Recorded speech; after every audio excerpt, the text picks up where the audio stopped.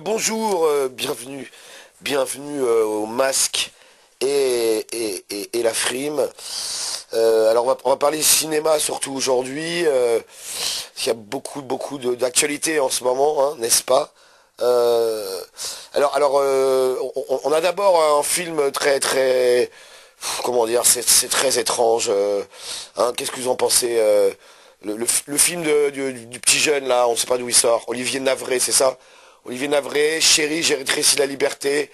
Hein, qu'en penser? Bon, déjà en plus on le sait, hein. Il a repris en fait, on ne sait pas d'où il sort ce jeune garçon là, un peu arrogant d'ailleurs, on a trouvé nous, hein, ouais. On sait qu'il a repris le scénario de La Buse, hein, La Buse, vous savez, cette femme surnommée La Buse, voilà, qui elle avait commencé ce film, enfin le scénario, hein. On ne sait pas pourquoi elle a jeté l'éponge, enfin, elle a jeté l'éponge ou alors elle a été virée par la production au moment crucial où elle écrivait le scénario. Mais on sait que c'est elle, hein, c'est elle, dans le scénario, c'est elle qui interdit une substance. C'est pour ça, alors, que penser de ce film? Non, parce que là, il y a des trucs qui sont quand même assez hallucinants dans ce film. Donc on ne soigne pas les gens, alors qu'on sait très bien que enfin, je parle dans le film, hein, alors on soigne pas les gens, on laisse crever les gens ne se révoltent pas. Voilà, il y a beaucoup d'incohérences dans ce scénario. Qu'est-ce que vous en pensez, Jean-Paul? Oui, moi j'aime bien Olivier Navré.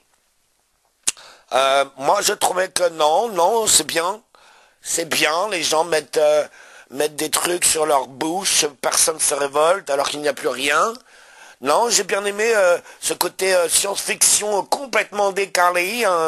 Non, j'aime bien ce jeune réalisateur, Olivier Navré. On attend son prochain film, hein, s'il y arrive.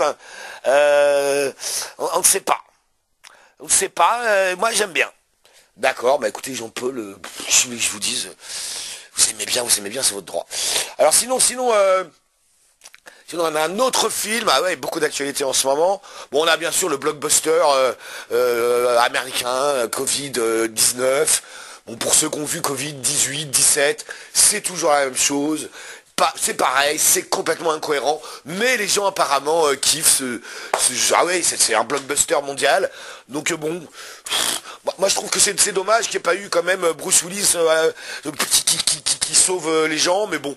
Apparemment, ils n'avaient pas assez d'argent pour l'engager. Donc, bon, mis à part donc ce film d'action science-fiction Covid-19, on attend le prochain. Hein. Bref, apparemment Covid-20 sortirait en 2021, c'est incohérent aussi, mais c'est pas grave. L'autre film, alors ça c'est, comment dire, c'est à la fois un film d'horreur, un film de science-fiction, mais surréaliste. Alors c'est, hein, dites-nous Jean-Paul, oui, c'est ce jeune aussi réalisateur Emmanuel Monarque. Vous savez, ce jeune réalisateur qui a une muse, une muse qui est beaucoup plus vieille que lui, et donc il nous a fait son film, là, ça y est, La Bête arrive. Alors oui, ça paraît complètement manichéen, mais hélas, non, la sauce prend, hélas, hein, j'ai envie de dire, parce que on finit par y croire à sa bestiole, j'ai envie de dire, hein. Mais non, c'est intéressant, un jeune réalisateur à suivre, en plus avec un parcours complètement hallucinant, je veux dire, il ne vient pas du tout de là, hein. Il a été, je crois, hein, ça, dites-nous, hein, hein. Oui, il a été, pardon Jean-Paul, je reprends le micro.